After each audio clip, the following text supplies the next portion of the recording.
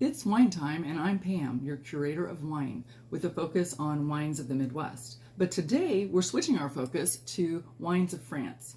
So I'm going to do another one of my comparative wine tastings, and there's so many different ways that you can do this. I offer these through my wine tours. One way is just to taste different wines and learn about the different styles there are, different types. You can do all white wines, you can do all red wines, you can do a mixture of both, or you can do them regionally. So for example, if you want to do Sauvignon Blanc, you can choose a Sauvignon Blanc from California and taste that against a Sauvignon Blanc from, say, New Zealand.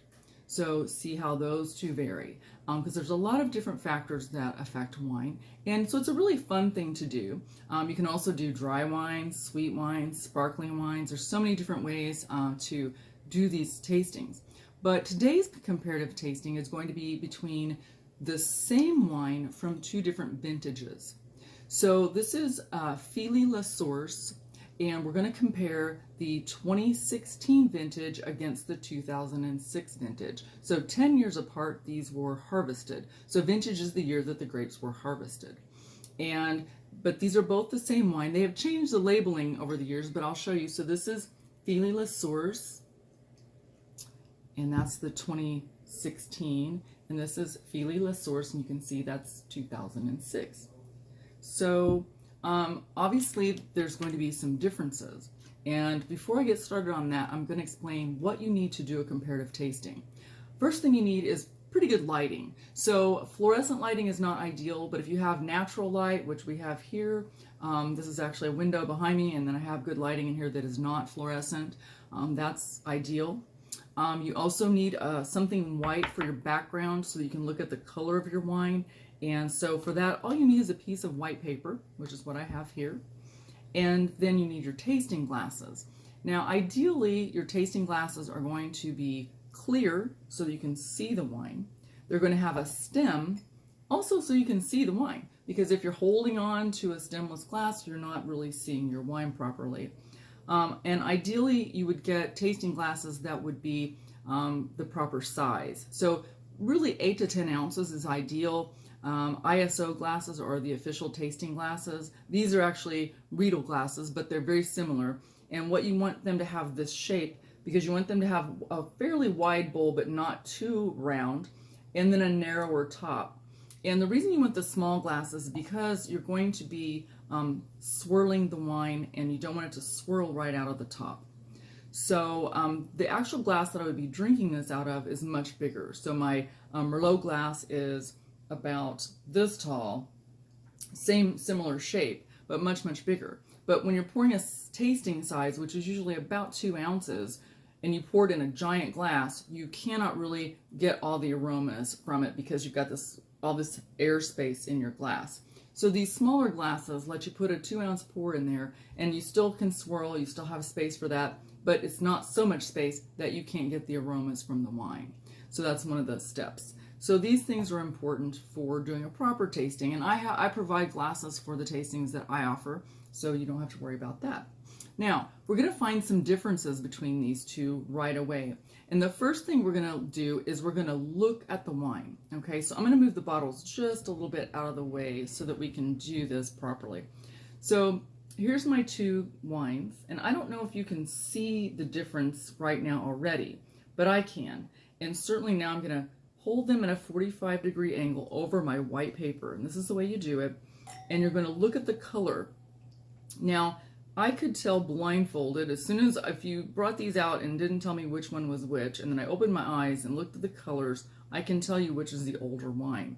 The older wine is this one. And the way I can tell is because of the color. So red wine tends to go from purple to ruby to garnet to sort of brick and even toward brown. So red wine darkens, or lightens, I should say, as it ages, but lightens to a point where it's more brown than purple. And so that I can see it's already starting here. This one has still got a lot more purple hues. So it's a little more ruby red, dark ruby. This one is a little more toward garnet. And when you tilt them over the paper, you can really see that. The other thing that happens as wine ages is you can see around the rim of your color. So as you're looking at it, around the outer edge where it's thinned out, it's going to be lighter on the older wines and a little bit darker on the younger wines. So that's another thing that I can see very clearly. And I'll post a picture of this comparison so that you can see. But I'll also show you, I saved the corks so you could see. So this cork is the wine that's aged longer, and this is the younger one. So you can already see this is already turning darker, more brown, and this one's still kind of purple. And so you can kind of catch an idea of what I'm seeing in the glass by looking at the corks. All right, so you're gonna look at the wine and then we're gonna get ready to taste. Now, I usually prefer to taste the older wine first when I'm doing 2 different vintages, and that's just a personal preference. You can do it however you want. So I'm gonna move the younger wine out of the way for now, and I'm gonna bring in my aged, so this is the 2006. Now, I know that this was barrel aged, but I don't know for how many years of the time it's spent in the barrel.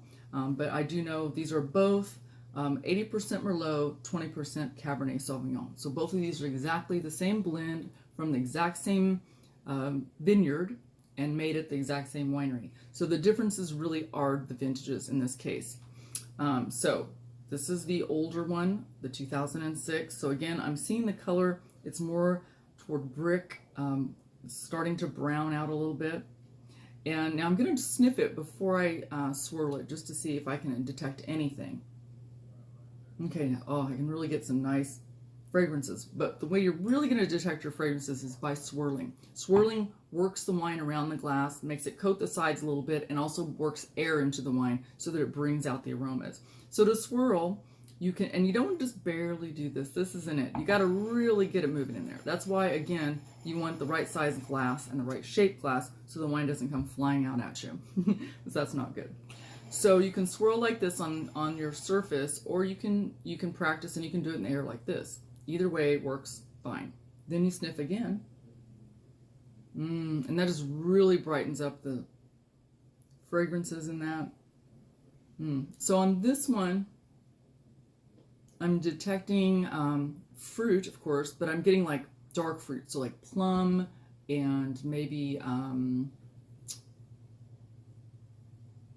dark raspberry, prune even maybe, but it's more like baked. So think of like baked plums or stewed prunes or stewed plums, sort of blackberries in a pie or something. It's really nice. Okay, now I'm going to taste. When I take my taste, I'm going to work the wine around my mouth, kind of like mouthwash, but not too much swishing, but a little swishing. Get it all over your palate, because you want to get it to all of your taste buds. And then I'm going to intake a little bit of air through my lips so that I'm combining air and wine together. And then I'm going to swallow. And after I swallow, I'm going to exhale through my mouth. So you've inhaled through your nose and exhaled through your mouth. And when you're taking in the air like that and expelling the air, you're kind of getting what they call retronasal. So you're experiencing what is not just on your palate from taste, but the combination of what you're smelling and tasting, because these elements work very closely together. So if you don't know how to do that, if you have trouble slurping air in while you've got wine in your mouth, you have to kind of practice that, because you don't want to end up dribbling it all over yourself. But if you can't do that part, save that for later and just do the tasting portion of it. Okay, but I'm going to show you how this goes. So I've sniffed it.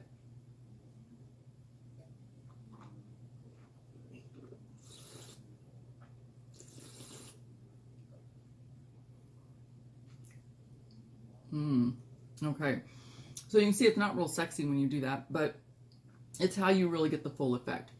Now already I can feel the tannins, which the tannins are what makes, it's the dryness and astringency that you get from the wine. Most of the tannins are coming from the fact that the red wines are on the skins, which makes them the red color.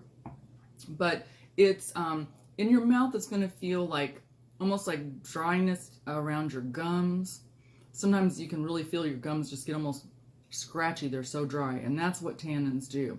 And I can really get that, but the flavors are very similar to what I was getting on the nose is what I'm getting on the flavor. I'm going to do another little quick taste.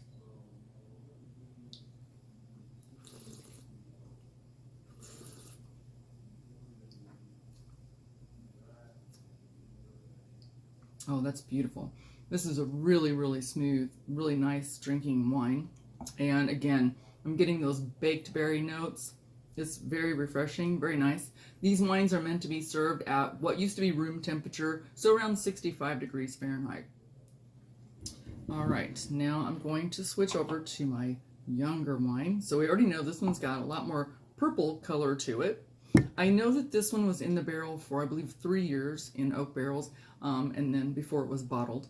So I'm not sure how many years that was actually in the barrels, but I know this one from the notes I received with the wine. So I've already assessed the color.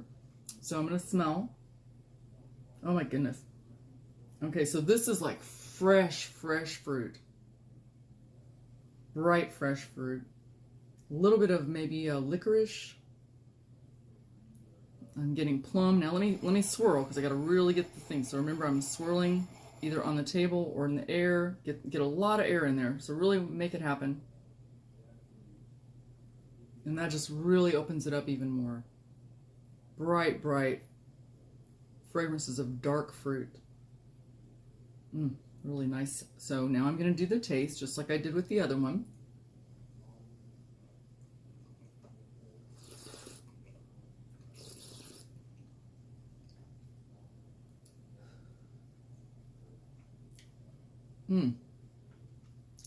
Really nice. So this, again, I'm getting the tannin. It's definitely sharp tannin. It's a little more crisp, a little more forward on the tannin, a little more fruit forward, not quite as smooth and soft as the more aged wine, but really, really good. Let me do one more taste.